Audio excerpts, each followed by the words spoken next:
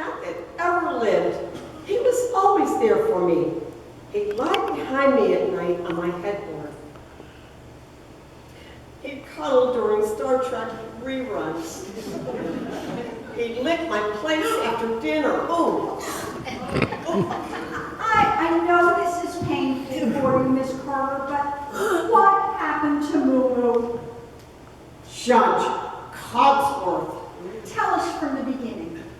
Oh, somehow he got this thing for me. I don't understand how he did that. That'll be an unsolved mystery. I'll never know. Go on. Well, he started coming over and taking me out and, you know, the usual.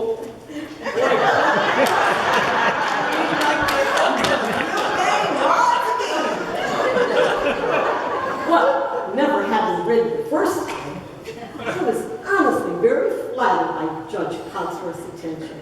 He even Asked you to marry him? Yes, but there was one problem. He hated cats. He wanted me to get rid of Moo Moo, but I told him Moo Moo came first. Then, one dark, stormy night, after having an argument about getting rid of Moo Moo, then George stormed out of the house. He slid into his car, he started his motor, and Moo Bye-bye. he knew he should have checked and called Moo Moo's name. He knew Moo Moo liked to sleep up under the engine of the car because it was warm. Oh, what a mess that must have been. I saw that happen to my sister's cat once. It was a cat fur blizzard. Stop!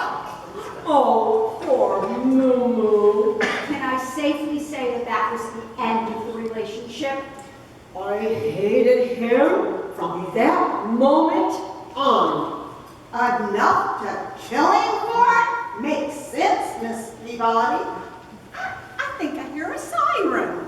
Not so fast, Mrs. Mason. We need to find out if there's anything about you that we should know about. Did anybody find anything that belonged to Margaret Mason? I did. You did? Ah, would you bring it up to me, please? What did you find? A savings account book. Was there anything else with it? That's it, huh? Okay. Yes. Yes. What? Did somebody else say something? Yes. You have something else? Has her name on it. Ah, I will take a note. Thank you very much. I will take that also. Oh, That's my personal effects. It's none of your business. but you want this solved, don't you? One of you is guilty, and the other two will suffer under the suspicion unless we can prove your innocence. Well, since you put it like that. Thank you. Now, this is very interesting. You have a series of very steady deposits, which is quite admirable. But then last week, there is a withdrawal for $10,000. So, yeah, maybe she just wanted her hair done. But $10,000? Mrs. Mason, what did you do with that money? It's none of your business. Small horses couldn't drag it out of me. All right, then let's move on to the note in your pocket. Oh my, this is very interesting. By Tuesday, Margaret Mason, or you'll suffer the consequences. You know who. Whatever would the writer mean by that? Cat got your tongue? It sounds like blackmail. Who is blackmailing you? You already know, Miss Peabody. You always know everything. Why waste your time asking because you have to tell us, my dear. Now take a deep breath and tell us who wrote this note. Judge Cogsworth. This guy sure got around. Yeah. And what was he blackmailing you about? A traffic violation. You bumped him off because you got a ticket? I didn't bump him off. I couldn't bump anybody off. But a traffic ticket? Oh, all right. My third this year. I just can't seem to go slow enough to satisfy the police. Well, anyway, my husband Myron was so angry with the last ticket that he said if I got another ticket, that he would take my keys to my BMW and have to ride the bus everywhere. Oh, but we don't have a bus line. Oh, you get the picture, huh? Well, anyway, sure enough, I'm going into the grocery parking lot and I rear-ended a guy.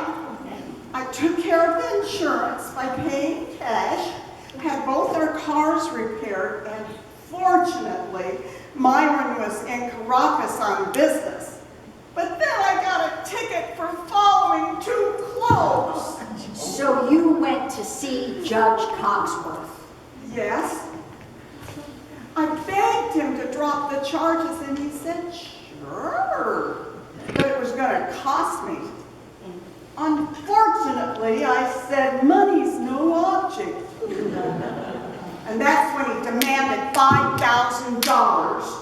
Wow. And I paid it, and I thought that was that. The ticket was dropped, and Myron never knew a thing. But then the judge got greedy. Yes.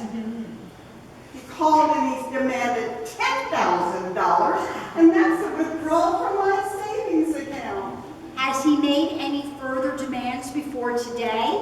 No, but He was going to.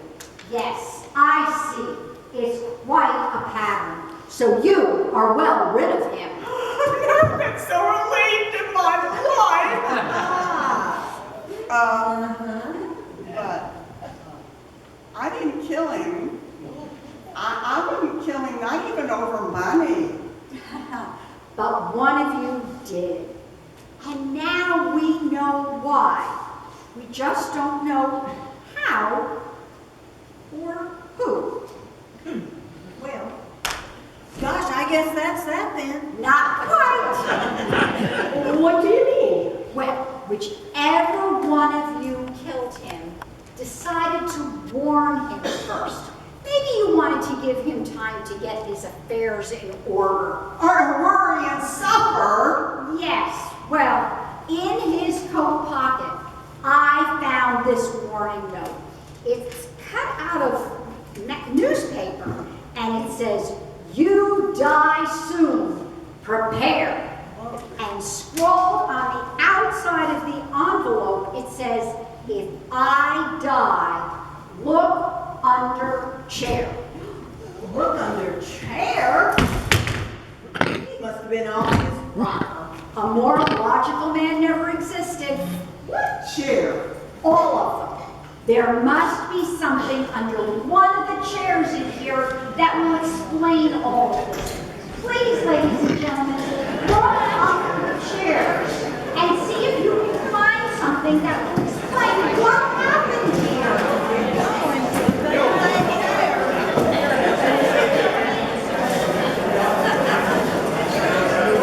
You're not having terrible. I don't know where you left it.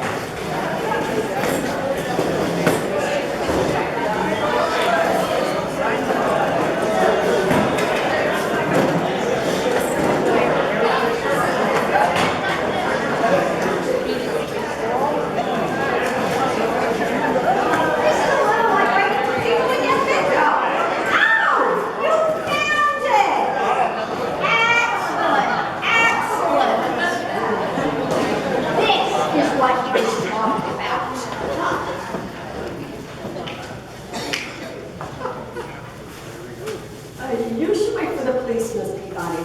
And this isn't our business.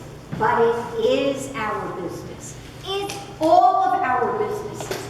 After all, we're witnesses, and someone in this room is a murderer. If you are reading this letter, I am dead. I didn't think she would really do it. She's such a fool. But as good as I am at judging people, I guess I can't be 100% right. I figured the message came from her because of the paste.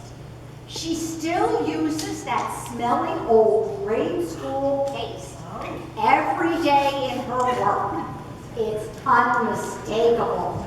How could anybody be so stupid as to glue those letters onto a page using paste? Anyway, there's a noose waiting for her. In fact, it's got her name on it. It says, Finish it! Who is it? "Oh, this sleuthing has made me so terribly hungry. What are you doing? I'd just like another piece of your delicious depression cake." Are you out of your mind? Not entirely. What does it say? It's much better if the guilty party confesses. Well, if she hasn't up until now, what makes you think she's gonna change her mind? This really is delicious, Miss Carter. I must have the recipe. The brandy is a perfect touch. My grandchildren are coming to visit soon, and I'd like to serve it to them. Have you ever met my grandchildren? 12 of them, and a white-eared bunch you never want to see. Oh, what are you doing? I need to wipe my mouth. But that's Judge Cogsworth napkin. Well, I don't think I'm going to catch anything from him. Put it down. What? What's wrong, Miss Carter? What's wrong with you, Miss Carter? She doesn't want me to die like Judge Cogsworth did. You mean the napkin killed him? That's right, isn't it, Miss Carter? It's been soaked in the residue of a deadly poison and then allowed to dry. The moment it touched Judge Cogsworth's moist lips, this poison was absorbed into his system. You're crazy. That's why you had to have the plant book. You needed to find a poison that worked when absorbed, not ingested. You didn't want to poison any of the desserts, so you very cleverly thought of the napkin. I don't get it. You stupid, infantile brat. You could never figure out anything so clever. But my moo-moo deserved justice. You don't hack one I cast to pieces without paying the price. And to clue you in, Miss Peabody, I use monkshood. It's quick, absorbs well, and very, very deadly. Not to mention that it grows everywhere around here.